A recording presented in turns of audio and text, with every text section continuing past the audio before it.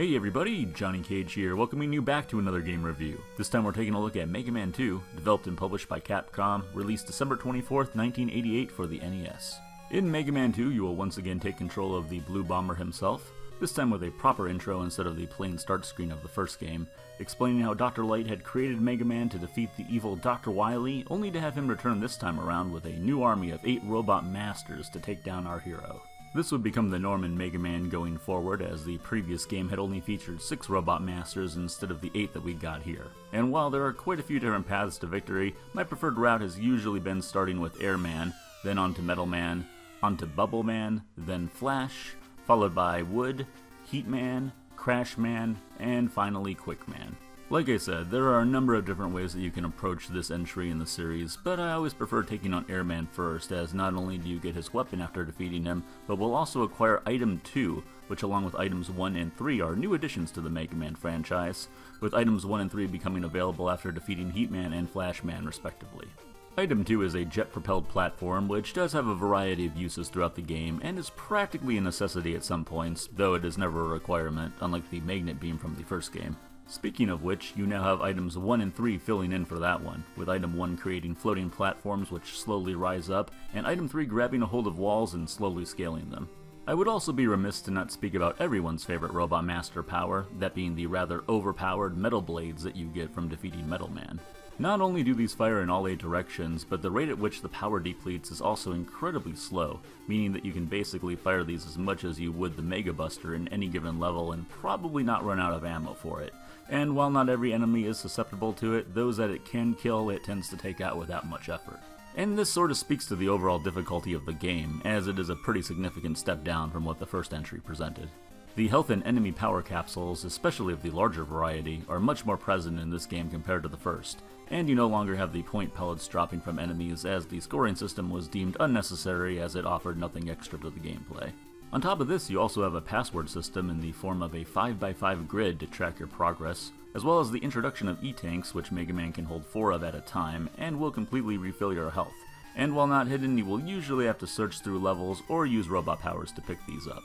Also, aside from the new helpful items, the North American release of Mega Man 2 has a normal and difficult setting to select before starting up the game, with the difficult setting being the only option for the rest of the world, though the normal setting only makes the game marginally easier, with baddies taking 1 or 2 less shots to kill, and enemy powers being more effective on bosses. Outside of the extra items and decrease to the difficulty, the game plays out pretty much the same as the previous one does, with Mega Man working his way through the Robot Masters before once again bringing the fight to Wily himself. This time around though, we do get a proper map of Wily's castle, and towards the end you will need to take on a Robot Master Gauntlet, where you will need to once again defeat each of the 8 Robot Masters before the final showdown.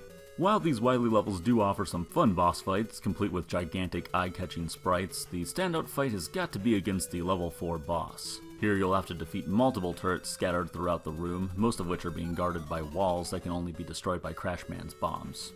Over the years I have met many people, including myself, that got here only to be confused on how to fight this mess, or unable to take it on because they didn't have full Crash Man power. Just make sure to blow up only the walls you really need to, using an E-Tank if need be, and you should be able to see this one through. Wily himself is even easier in this game than the first outing, mostly due in part to those incredibly powerful blades.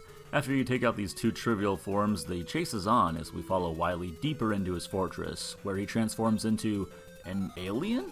Yeah, and after the confusion as to what you're seeing fades, hit it with some shots of bubble lead only to discover it was actually a projection. And after that, Wily will give himself up for a second time, with Mega Man taking a somber walk home, probably left wondering how many more times is he gonna have to go through all this. Mega Man controls basically the same way as he did in his first outing. A still jumps and B still shoots, with no additional mechanics added here. Pressing start will allow the player to switch out the robot power they have equipped, as well as displaying the number of lives you have and E-Tanks available if any. One omission here is pressing select to pause the game, which had been removed since it could be abused in the previous one to perform various glitches. The graphics here have certainly been touched up a bit. Mega Man himself looks identical from the previous entry, but a lot of work has been done to fully flesh out the looks of the various stages. Backgrounds in particular have much more detail than in Mega Man's first adventure, which help them to better represent the Robot Masters you will take on in that stage. There is also little to no lag present here, though you do run into a few instances where there is a lot of flicker due to there being too many sprites on the screen at once. The audio in Mega Man 2 is, well, breathtaking. Not a word often associated with NES soundtracks, but if you have played this one, I am pretty sure you feel the same way. The soundtrack was composed by Takashi Tateishi, along with help from Mega Man 1 composer Manami Matsumae, who worked alongside programmer Yoshihiro Sakaguchi to craft what is without a doubt some of the best 8-bit music that I have ever had the pleasure of hearing. Initially, the team had been working on melodies for the title that were considered by the rest of the design team to be too cute for the action-based video game, and instead began work on something more adrenaline-fueled. This push in the right direction led to the creation of a number of memorable tracks, a couple of my favorites being Wood and Flashman's themes, and then there is of course the iconic Wily Stage 1 and 2 theme, which while certainly good enough to be featured in 2 levels was actually the result of a data limitation, but I don't think anyone's gonna mind. These days you can buy Mega Man 2 on the NES for about $25 American on eBay, and is one of the cheapest of the original 6 Mega Man games to purchase on the NES. This is due largely to the game selling over 1.5 million copies since its release, making it the best-selling Mega Man game of the series. Although there were still some issues with getting the box art right on this one, with Mega Man appearing to be wearing a motorcycle helmet and wielding an actual pistol, as well as Dr. Light sending the evil robots at Mega Man rather than Dr. Wily. But hey, it's still a step up from the Mega Man 1 box art at least. Mega Man 2 remains to this day as a great example of a passion project. The original Mega Man had fallen a bit short of sales expectations for Capcom, and with them just starting to get their feet wet creating video games for the home market, the company didn't immediately jump at creating a sequel.